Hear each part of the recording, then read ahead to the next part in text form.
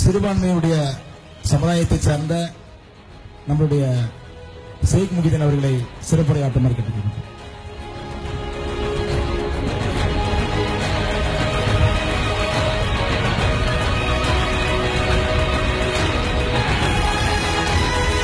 தமிழகத்தினுடைய நாளைய நம்பிக்கை நட்சத்திரமே, புலிக்கு பிறந்த புலியே, மரியாதைக்குரிய அன்புமணி ராமதாஸ் அவர்களே, பாட்டாளி சொந்தங்களே, அனைவருக்கும் வணக்கம். உச்சி மீது வானிடிந்து வீழுகின்ற போதிலும் அச்சமில்லை, அச்சமில்லை, அச்சம் என்பதில்லையே. சாராய மாபியாக்கள் அச்சுறுத்திய போதிலும் அச்சமில்லை, அச்சமில்லை, அச்சம் என்பது ஒரு சிறு துளி கூட அன்புமணியிடம் இல்லையே.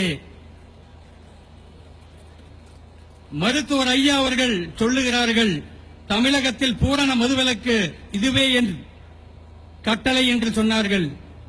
அன்புமணி அவர்கள், ஐயா சொன்னால் அதுவே சாசனம் என்று நான் முதல்வரானால் முதல் நாள் முதல் கையெழுத்து பூரண மதுவிலக்கு என்று அறிவித்தார்கள். நான் ஆட்சிக்கு வந்தாலும் வராவிட்டாலும் நான் அதை அமுல்படுத்துவேன் என்று வழக்கறிஞர் பாலு மூலமாக அன்புக்குரிய அண்ணன் அன்புமணி அவர்கள் இன்று உச்ச நீதிமன்றம் மூலமாக 90,000 கடைகளை மூடியுள்ளார்கள். எங்கள் இஸ்லாமிய சமுதாயத்தின் சார்பிலே அவர்களுக்கு மனமார்ந்த பாராட்டுகளை தெரிவித்துக் கொள்கிறேன். திராவிட இயக்கங்களே, கூப்பாடு போடுபவர்களே, பாட்டாளி மக்கள் கட்சி ஜாதி கட்சி ஜாதி கட்சி என்று கூப்பாடு போடுபவர்களே, இப்பொழுது சொல்லுங்கள், பாட்டாளி மக்கள் கட்சி என்ன ஜாதி கட்சியா? அட பைத்தியங்களே, இது ஜாதி கட்சி இல்ல, சாதிக்கிற கட்சி, சாதித்த கட்சி, சாதிக்க போகிற கட்சி என்பதை உங்களுக்கு நாங்கள் சொல்லிக் கொள்கிறோம். என்ன திறமை இல்லை எங்கள் அன்புமணியிடம்? அவர் ஒன்று புறக்காளி வழியா இங்கே வரவில்லை. மத்திய அமைச்சராக இருந்து மாபெரும் சாதனைகளை செய்து வந்தவர் தான் இந்த அன்புமணி அவர்கள். ஐநா சபையிலே 172 நாடுகளும் என்று கரவொலி எழுப்பி பாராட்டு பெற்றவர் தான் இந்த அன்புமணி அவர்கள். இந்தியாவில் யாராவது ஒருவர் பாராட்டியிருப்பார்களா? குறிப்பாக தமிழகத்திலே இந்தியா கடந்து உலக அளவிலே பாராட்டு பெற்றவர் தானே அன்புமணி அவர்கள். இன்றைக்கு தமிழகத்தில் எந்த ஒரு பிரச்சனை என்றாலும் ஓடோடி வருபவர்கள் அன்புமணி அவர்கள். காவேரிக்கும் குரல் கொடுக்கிறார், தாமிரபரணிக்கும் குரல் கொடுக்கிறார்.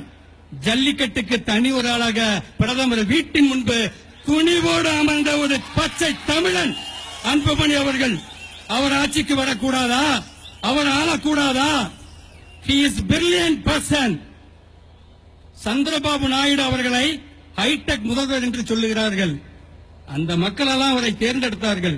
தமிழக மக்களே, நீங்கள் வாக்களியுங்கள் அன்புமணி அவர்களுக்கு. மல்டி சூப்பர் ஹைடெக் முதல்வராக இந்தியாவை, தமிழகத்திலே சிறந்த முதல்வர் என்று இந்தியாவிலேயே பாராட்டுப்பவராக வருவார் அவர்கள். ஜாதி கட்சி ஜாதி கட்சி மேல் யாரும் சொல்லாதீங்க. மக்கள்களே, இஸ்லாமிய இயக்கங்களே, ஒரு வாய்ப்பு கொடுங்கள். ஒரு சம்பவம் நடக்கிறது. 1993 ஐயா அரெஸ்ட் ஆகிறாரு. 150 பஸ்கள் எரிக்கப்படுகிறது. 15,000 பேர் கைது செய்யப்படுகிறார்கள். எதற்காக ஐயா கைதானார்? இஸ்லாமியர்களுக்கு எதிராக ஏவப்பட்ட அந்த தடா சட்டத்தை எதிர்த்து ஐயா அவர்கள் போராடி கைதாகிறார்கள். இந்த இஸ்லாமிய சமுதாயத்துக்கு செய்தது எண்ணற்றவை, ஏராளம் ஏராளம். நாங்களெல்லாம் ஐயாவிடம் போய் சொன்னோம், ஐயா எங்களுக்கு இஸ்லாமியர்களுக்கு இடஒதுக்கீடு வேண்டும் என்று. ஐயா அவர்கள் சொன்னார்கள், இஸ்லாமியர்களுடைய இடஒதுக்கீடு அவர் வாழ்வுரிமை, பிறப்புரிமை, அதை யாரிடம் பிச்சை ஏற்க தேவையில்லை என்று சொல்லி 4 மண்டல மாநாடுகளை நடத்தினார்கள். இஸ்லாமியர்களுக்கு இடஒதுக்கீடு கலைஞர் கொடுத்திருக்கலாம், ஆனா அதை கொடுக்க வைத்தது யார்? 7 மண்டல மாநாடுகளை நடத்தி மாபெரும் வெற்றியை தேடி தந்தவர் ஐயா அவர்கள். கலைஞர் கையெழுத்து போட்டிருக்கலாம், ஆனா நமக்கு சுதந்திரம் வாங்கி கொடுத்தது யாருன்னு கேட்ட யாரும் சொல்லுவான், காந்தியடிகளை சொல்லுவான். ஆனா கொடுத்தது யாருன்னா மவுண்ட் பேட்டன் பிரபு. ஆகவே இஸ்லாமிய இயக்கங்களே, நம்மளோட தோளோடு தோள் நிற்க அன்புமணி அவர்களும் ஐயா அவர்களும் துணிந்து நிற்கிறார்கள். ஆகவே நீங்களெல்லாம் கரம் சேர்க்க வேண்டும் என்பதை இந்த நேரத்திலே கேட்டு நன்றி கூறி வணங்குகிறேன். வணக்கம்.